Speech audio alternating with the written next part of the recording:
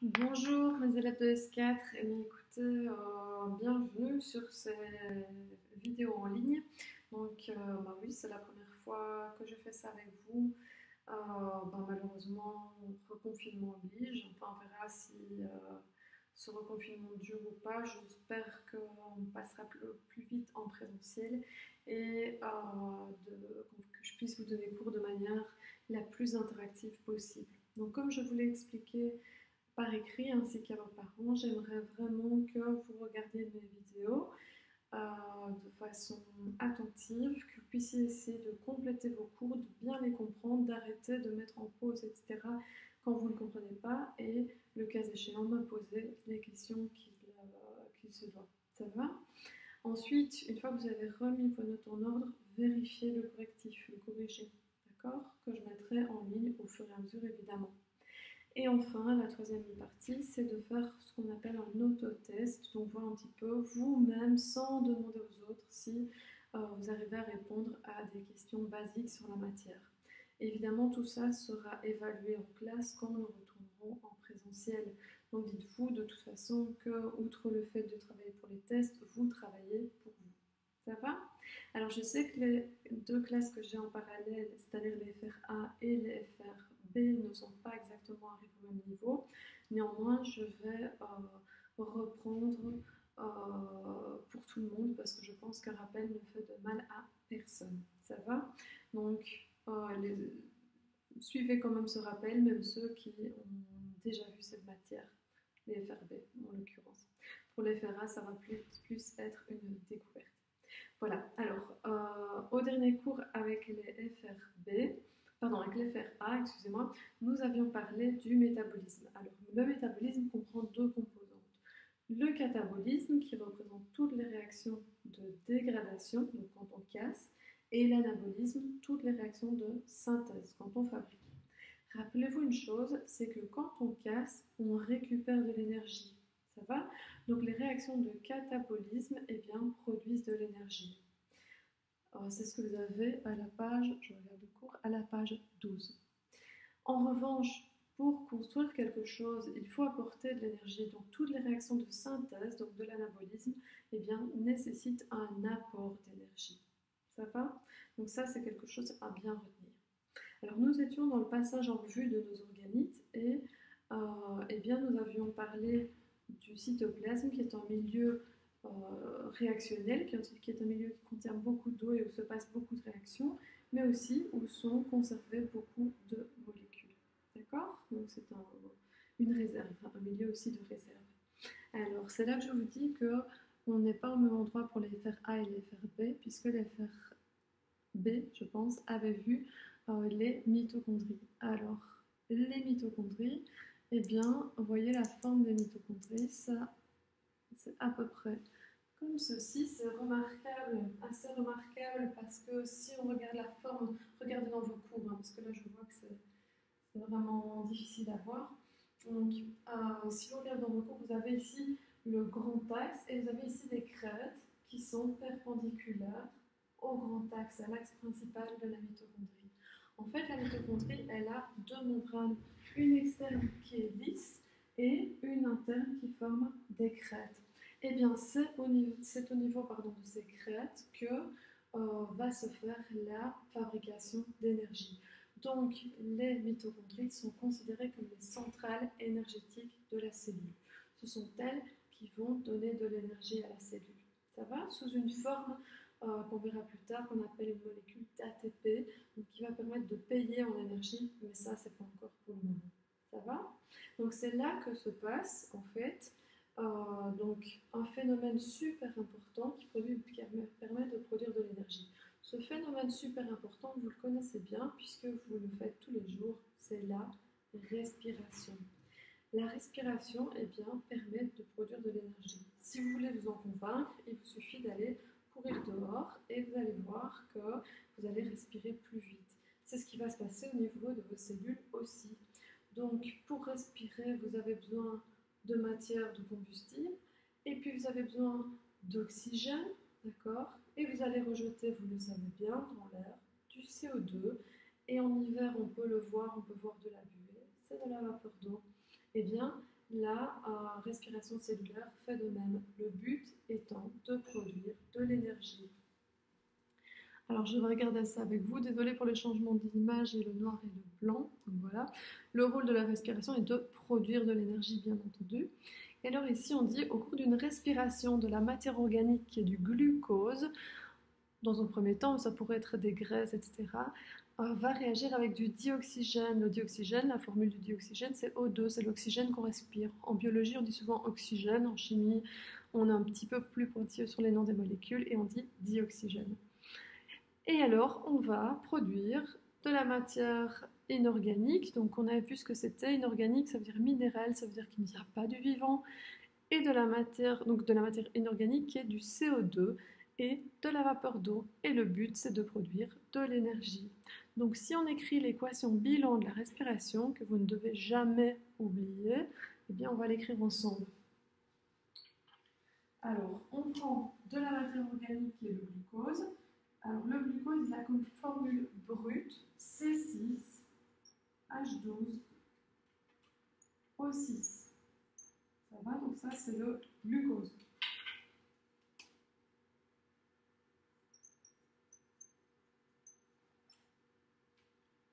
Et puis, il réagit avec de l'oxygène qui est dans l'air et qui va aller via nos poumons, etc., et puis via tout notre sang dans toutes nos cellules. De l'oxygène et on va produire.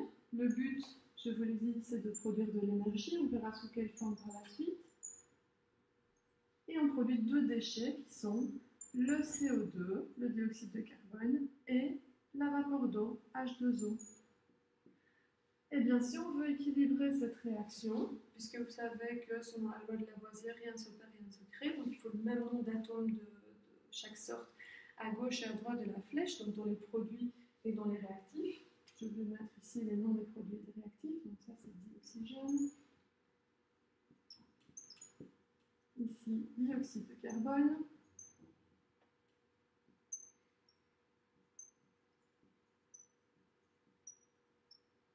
L'eau, ben c'est l'eau, H2O. Et l'énergie, on verra plus tard sous quelle forme elle se présente. Oui, je reviens donc à notre histoire de il faut le même nombre d'atomes à gauche et à droite de la flèche. Voilà, je ne sais pas ce qui s'est passé. Deuxième fois que ça arrive aujourd'hui. La caméra scope, sorry. Donc voilà, je disais, on fait réagir du glucose, du dioxygène avec du dioxygène, et dans les produits, on obtient du dioxyde de carbone, de l'eau et de l'énergie sous une forme que nous verrons un petit peu plus tard. Alors, le glucose compte 6 carbones dans ces 6H12O6, il y a 6 atomes de carbone.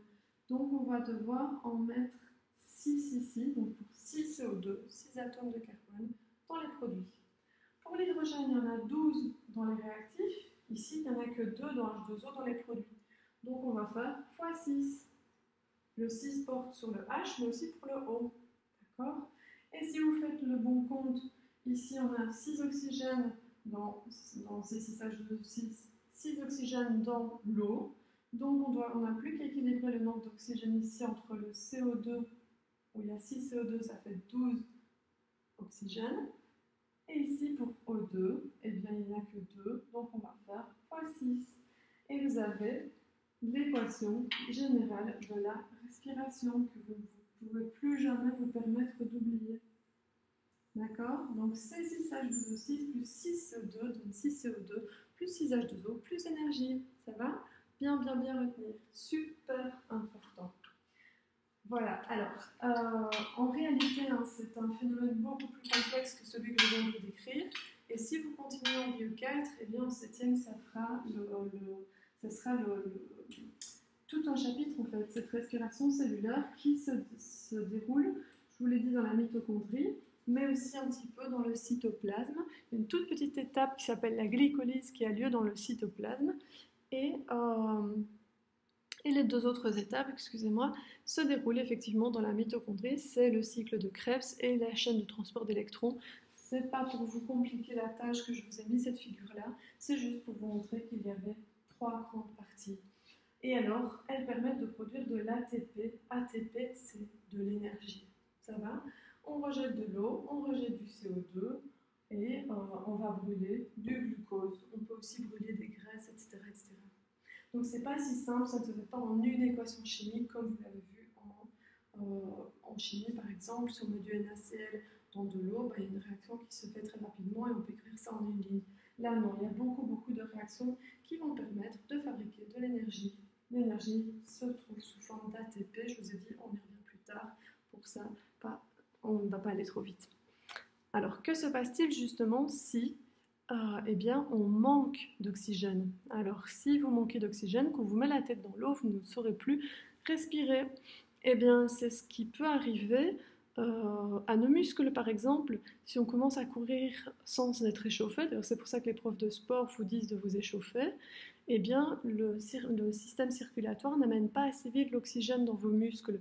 Et ce qui peut se passer, si vous faites un trop gros effort, ou s'il fait très froid, etc. Par exemple, si vous allez plonger, si vous allez nager dans la mer, etc., sans vous être réchauffé, vous pouvez avoir ce qu'on appelle une crampe. Ça peut être très douloureux et très handicapant. Alors une crampe, qu'est-ce que c'est? En fait, ce sont nos cellules qui ont été privées, qui n'ont pas eu assez d'oxygène pour l'effort qu'on leur demandait de faire, d'accord? Donc elles n'ont pas su produire assez d'énergie, elles n'ont pas su respirer, ok? Et comme elles n'ont pas su respirer, elles ont utilisé un mécanisme de sauvegarde qu'on appelle la fermentation, ok? Alors, ce mécanisme de sauvegarde, on va voir qu'il n'est pas très efficace, mais il permet aux cellules de survivre dans un premier temps. Alors la fermentation, il en existe deux types. La fermentation alcoolique, que vous connaissez certainement mieux, et la fermentation lactique. Tout dépend du type d'organisme. Donc en ce qui concerne la fermentation alcoolique, eh bien ça produit l'alcool qu'on peut boire. L'alcool qu'on peut boire, ça s'appelle l'éthanol. D'accord? L'éthanol. Et quel type de cellules pratiquent ça? Ce sont les végétaux et les champignons de type levure. D'accord? Et vous savez d'ailleurs que si on veut faire du vin, de la bière, etc., on va utiliser de la levure. Et alors, on ne va pas donner à la levure beaucoup, on ne va pas laisser la levure à l'air, on va justement l'empêcher d'avoir trop d'air, d'être en contact avec l'oxygène. Et alors, au lieu de respirer, eh bien, elle va se mettre à fermenter. Et donc, la levure va produire une molécule qui est l'éthanol, qu'on aimerait bien obtenir nous. Le problème, c'est que 1. L'éthanol est toxique pour les levures ou pour les cellules végétales qui la produisent, et 2. La fermentation ne produit que très peu d'énergie par rapport à la respiration. Donc c'est pas du tout rentable. Donc si une cellule a le choix, elle va toujours respirer. En présence d'oxygène, une cellule respire, elle ne fermente pas. Néanmoins, il faut vous dire qu'avant, il n'y avait pas d'oxygène sur la Terre, donc c'est un phénomène, la fermentation, qui est beaucoup plus primitif que la respiration cellulaire. Alors, je vous ai parlé de nos crampes, etc. Nous ne faisons pas, nous les animaux, nous ne faisons pas la fermentation alcoolique, on ne produit pas de l'alcool en cas d'urgence, on produit ce qu'on appelle, de l'acide lactique. Donc, quand nos cellules manquent d'oxygène, elles ne savent plus respirer, elles ne savent plus fournir de l'énergie. Pour en fournir quand même, elles vont fermenter et elles vont pratiquer la fermentation lactique et produire de l'acide lactique. C'est l'accumulation d'acide lactique qui provoque une crampe. D'accord? Alors quand vous avez une crampe, qu'est-ce qu'il faut faire? Il faut s'étirer, il faut masser, etc. pour que l'acide lactique s'en aille, pour que l'oxygène revienne et que vos cellules puissent à nouveau respirer. Ça va? Voilà, c'est ce que vous avez à la page 14. Alors, je vais reprendre avec vous. En absence d'oxygène, la cellule ne sait plus respirer, okay? Et ne sait donc plus produire de l'énergie. Pour en fabriquer malgré tout, la cellule a développé un autre mécanisme qu'elle utilise lorsqu'elle manque d'oxygène, la fermentation. Et la fermentation, elle n'a pas lieu dans les mitochondries, elle a lieu dans le cytoplasme. Ça, vous pouvez le souligner dans vos cours. Les cellules végétales et les levures pratiquent la fermentation alcoolique, important, tandis que les cellules animales pratiquent la fermentation lactique. Alors, on commence par la fermentation alcoolique. Alors, la fermentation alcoolique concerne les cellules végétales et les levures, comme je vous l'ai dit. Et dans ce cas-là, le glucose, au lieu d'être transformé en CO2 et H2O plus de l'énergie, va être transformé en éthanol. Ça, c'est un mot à retenir, éthanol. L'éthanol, c'est l'alcool qu'on peut boire. Attention, quand je dis l'alcool qu'on peut boire, c'est parce qu'il y a beaucoup d'alcool qu'on ne peut pas, c'est l'alcool éthylique qu'on ne peut pas boire. Par exemple, le méthanol. Le méthanol, on devient aveugle très rapidement. Et il y a beaucoup d'autres alcools qui sont hyper toxiques. Et si on avale une goutte ou deux, on est mort. Donc je dis qu'on peut vous boire, c'est, je veux dire, l'alcool qu'on connaît. Ça va? Et alors on dit ici, donc la réaction globale de la fermentation alcoolique à partir du glucose s'écrit. C'est 6H12O6, donc vous savez que c'est le glucose maintenant. Plus 2C2H5OH, pas besoin de retenir la formule, mais on fabrique de l'éthanol et on rejette du CO2. Ça va? Donc voilà pour les levures et les plantes. Alors oui, pour les levures, soit dit en passant, on utilise de la levure de boulanger pour faire du pain par exemple. Eh bien, quand on fait de la pâte à pain, eh bien, les cellules qui se trouvent, on met des levures de boulanger, les cellules qui se trouvent au milieu se retrouvent avec peu d'oxygène, donc peu voire pas d'oxygène, eh bien elles vont se mettre à fermenter. Et donc elles vont produire de l'alcool. Ce qui est, c'est que l'alcool s'évapore quand on fait du pain. Il s'évapore beaucoup plus vite que l'eau. Et il va produire des petites bulles dans le pain. Les petites bulles, ce sont les petits trous que vous retrouvez dans le pain. Voilà. Alors, je continue avec la fermentation. Donc oui, je vous dis que ça produisait donc, du CO2, les petites bulles, et un petit peu d'énergie. Un petit peu. Pour la fermentation lactique, eh bien, ça concerne les cellules animales. Et je dis ici, quand l'appareil respiratoire ne peut pas amener assez d'oxygène assez rapidement, on dit que les muscles sont en anaérobiose, manque d'oxygène, d'accord? Quand ils manquent d'oxygène, eh bien, ils vont, au lieu de transformer le glucose en CO2 et H2O et en énergie, donc respirer, ils vont fermenter. Et ils vont produire, à partir du glucose qui est ici, cette grosse molécule, dont je ne vous demande pas de retenir la formule, qui s'appelle de l'acide lactique. Et ça va permettre de produire un petit peu d'énergie. Un petit peu. Alors j'insiste là-dessus parce que la fermentation pose deux problèmes. De un, elle ne produit pas assez d'énergie par rapport à la respiration, beaucoup moins. Et de deux, eh bien, les molécules qu'elles produisent sont toxiques. C'est-à-dire que l'éthanol produit par les levures va tuer les levures après un certain temps. Ou bien vous-même, quand vous avez une crampe, quand vous courez, si vous produisez de l'acide lactique et que vous avez une crampe, vous allez devoir vous arrêter. Pourquoi? Parce que l'acide lactique provoque, l'accumulation d'acide lactique provoque des douleurs et va endommager vos cellules. Donc ce sont des molécules toxiques. Autrement dit, la fermentation n'est pas une solution rentable ou durable, c'est une solution d'urgence pour avoir un tout petit peu d'énergie. Ça va? Donc ça bien retenir. Alors, on parle de la fermentation, on parle aussi de respiration anaérobie. J'aime pas trop ce terme-là, mais ça veut dire respiration sans oxygène. Pour moi, ça ne s'appelle pas de la respiration, mais voilà. Peu importe, j'aime mieux parler de fermentation, mais ne soyez pas surpris si un jour vous voyez ça dans un livre. Donc dans votre cours, on vous explique pourquoi la fermentation alcoolique ou lactique, peu importe, demeure non rentable. Eh bien, c'est parce qu'elle ne produit que deux petites molécules énergétiques, 2 ATP. Autrement dit, c'est vraiment très peu par rapport à la respiration. À peu près, pour vous donner un ordre d'idée, c'est à peu près 18 fois moins. D'accord? 16 à 18 fois moins, c'est variable, que la respiration. Et elle donne naissance à des molécules toxiques. Ça, vous pouvez le retenir. Donc, les molécules toxiques, c'est soit l'éthanol pour les levures et les cellules végétales, soit l'acide lactique pour les cellules animales. Voilà pour la respiration cellulaire et les fermentations. Je vous remercie. Je passe au chloroplaste dans ma vidéo suivante. Merci de votre attention.